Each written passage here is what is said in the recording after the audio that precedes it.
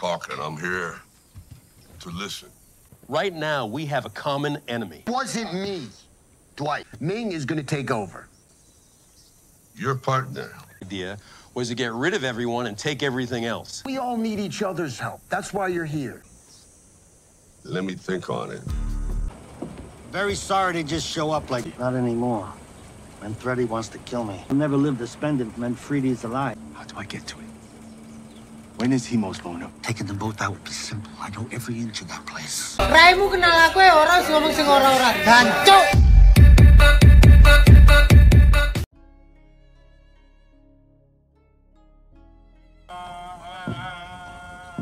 Film diawali di rumah Jimmy, di mana terlihat beberapa orang sedang berkumpul.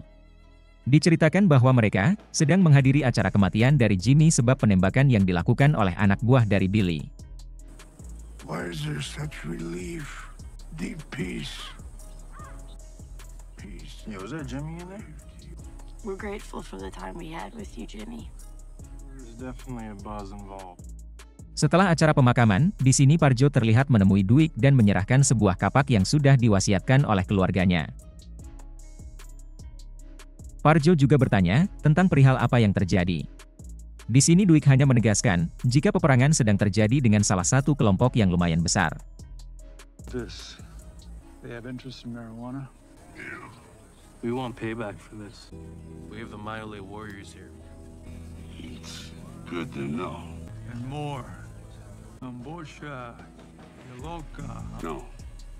And that's gotta be settled soon. Di waktu tersebut pula, salah satu pembesar dari keluarga Jimmy mencoba untuk memberi salah kepada Dwight. Dwight Manfredi. The White. Dwight with a D. Okay. Go in peace, brother. Di dalam perjalanan pulang, Body mengatakan jika dirinya amat merasa bersalah atas kematian dari Jimmy. Hal tersebut karena dirinya lah yang telah membawa Jimmy untuk ikut bergabung ke dalam kelompok bisnis dari Dwight. Namun Dwight pun menegaskan jika kewajibannya sekarang ialah menjaga yang hidup agar tetap hidup. Having fucking survivor's guilt. My job is to keep the living alive. Setelah berada di bar dari Smith, Gody mengatakan tentang tindakan Arman yang merampok beberapa uang milik Dwight. Karena hal tersebut, Dwight meminta kepada Tyson untuk menemui istri dari Arman dengan harapan dapat mendapatkan lokasi keberadaannya. Melanjutkan pembicaraan, di sini Dwight berjanji tidak akan membiarkan pembunuh Jimmy lolos begitu saja. We'll get him, Bodie. We'll get him. Di lain sisi, Vincent mencoba untuk menghubungi Chiki. Ia mencoba untuk melakukan penawaran agar Chiki dapat kembali memimpin di New York. Penawaran tersebut, Vincent mengatakan agar Chiki dapat membujuk Dwight untuk kembali masuk ke dalam organisasi. Vincent berpendapat jika Tulsa masih di tangan Dwight, maka kelompok dari New York tidak bisa menguasainya. Get Dwight back into the fold. It's his. It ain't ours. Mendengar hal tersebut, Chiki pun bersedia. Ia mencoba untuk memesan tiket penerbangan ke arah Tulsa. Namun ternyata, Chiki sudah masuk ke dalam daftar hitam sebab kejadian di bandara sebelumnya. B3168. You're on the no-fly list, sir. Okay, I see that you've been blocked by the team arrested at LaGuardia Airport. Karenanya dengan terpaksa, ia menggunakan transportasi darat untuk ke Tulsa. Di lain sisi, kita diperlihatkan dengan Arman yang hendak pergi jauh meninggalkan Tulsa. Namun di tengah-tengah perjalanan, ia menyadari jika tidak ada tempat yang aman dari kejaran Dwight.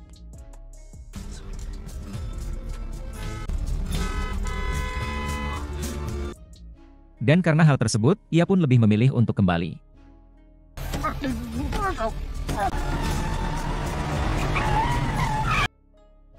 Di malam harinya, Dwight mendapatkan informasi dari Tyson jika Arman beserta sang istri sudah pindah jauh-jauh hari. Menyadari akan bahaya yang semakin terlihat, Dwight meminta sang kakak untuk pergi ke New York menyusul Tina. Ia mengatakan tentang ancaman bahaya yang sedang menunggunya. Namun di sini sang kakak mengatakan dengan tegas, jika dirinya akan tetap tinggal di samping Dwight terlepas dari apapun yang akan terjadi. Di tengah-tengah pembicaraan, Bigfoot memberitahu Dwight jika seseorang ingin bertemu dengannya.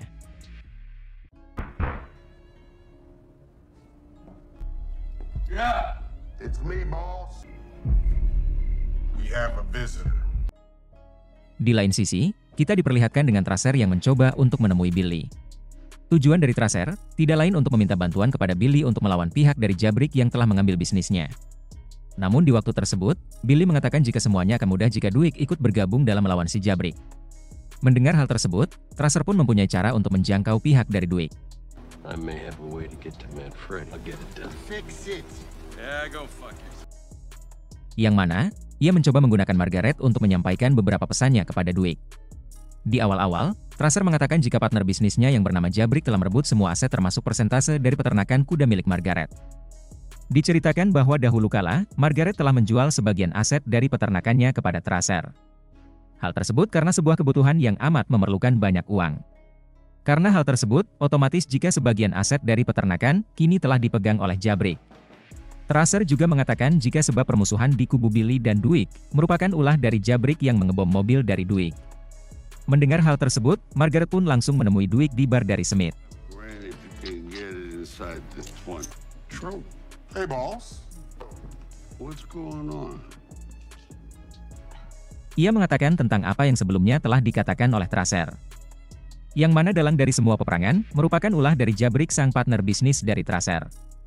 Margaret meminta Duik agar bersedia duduk dan berkomunikasi dengan pihak dari Billy dan Tracer. Ming, who was behind your car bombing, would be willing to talk to him and Bevelon. If you're having trouble, I'll take care of it. I'm way past talking. Meskipun awalnya Duik menolak, namun tetap saja di pagi harinya ia mencoba mewujudkan permintaan dari Margaret untuk duduk bersama Billy dan Tracer. Inti dari pertemuan tersebut, Tracer bersama Billy meminta Duik untuk bergabung melawan pihak dari Jabrik.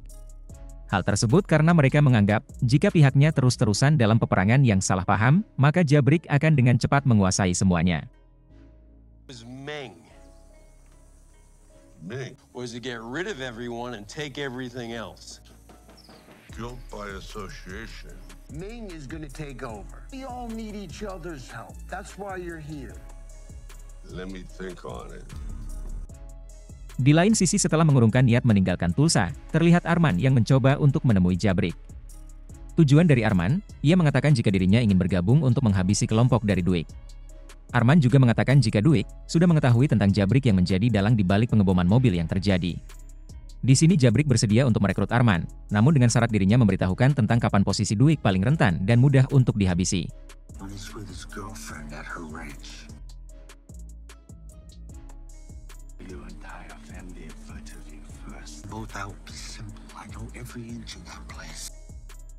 Dengan menjadikan Arman sebagai penunjuk jalan, Jabrik beserta beberapa anggotanya mencoba untuk menghabisi Duik di peternakan kuda dari Margaret.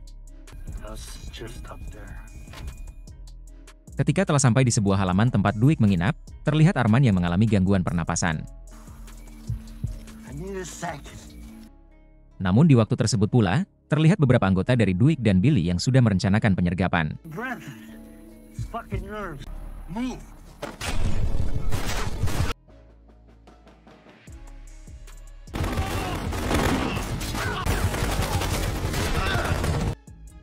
Setelah berhasil menumbangkan semua anggota dari Jabrik, di sini Jabrik dibawa ke dalam peternakan untuk dieksekusi.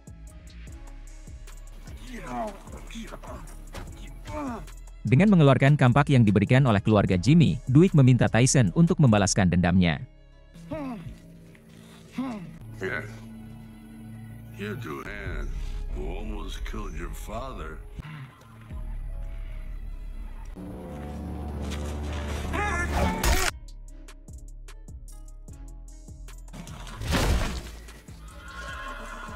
Penyergapan yang dilakukan oleh Duik ternyata sebab campur tangan yang dilakukan oleh Arman.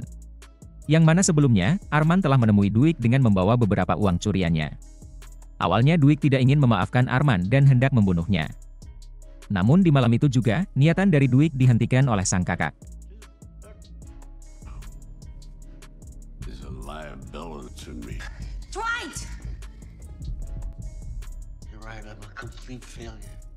Duik memberikan kesempatan kepada Arman dengan membantunya membawa Jabrik ke tempat yang sudah disepakati.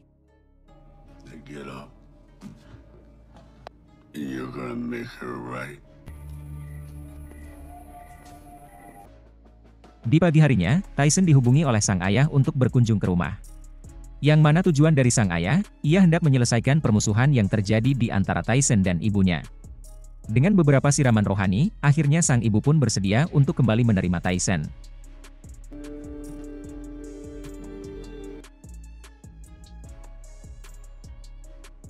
Setelah keberhasilan Duig menghabisi Jabrik, di sini terlihat Duig yang berkunjung ke perkebunan ganja dari Tracer.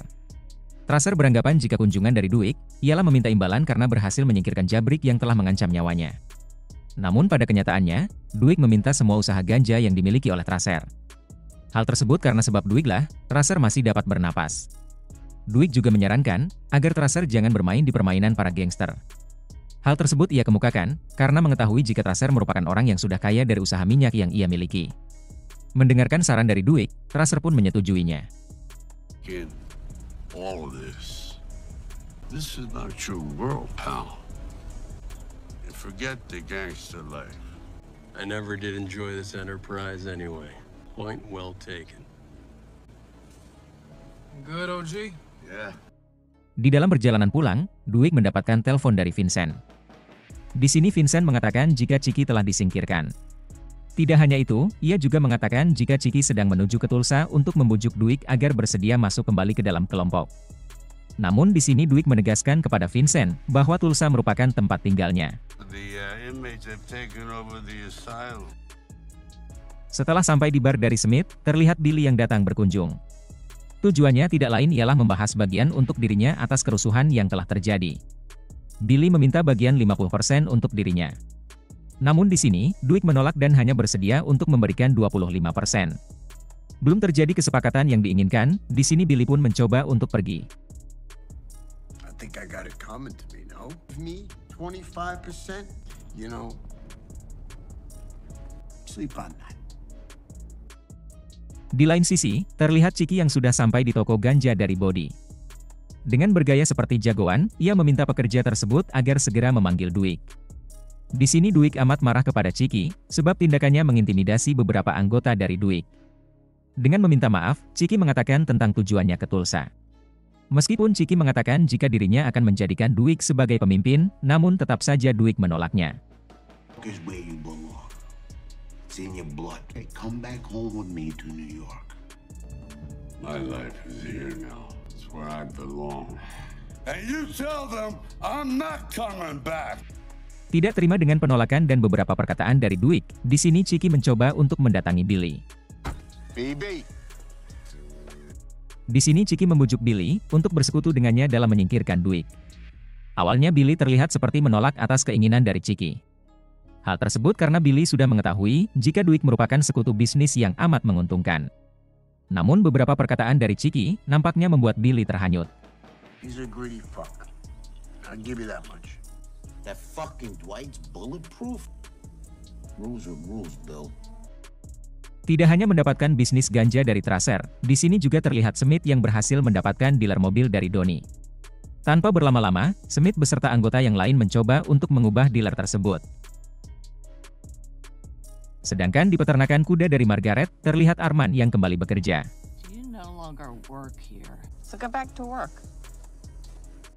Di bar dari Smith, Duig merekrut anak Parjo untuk menggantikan posisi dari Jimmy. 20% of the game in all that. Setelah bar terlihat sepi, Billy beserta Chiki datang untuk membuat kesepakatan. Tetapi nampaknya, ini hanyalah ide dari Billy agar mendapatkan bagian 50% yang sebelumnya telah ditolak oleh Duig.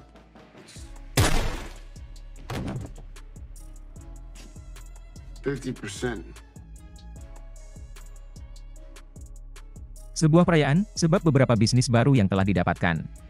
Inti dari pidato Duig adalah, pembagian hasil kedepannya dengan persentase yang adil bagi semua anggota. Of all the businesses. Requesting everything we have on Dwight Manfredi. Give them what we got. Don't fucking move!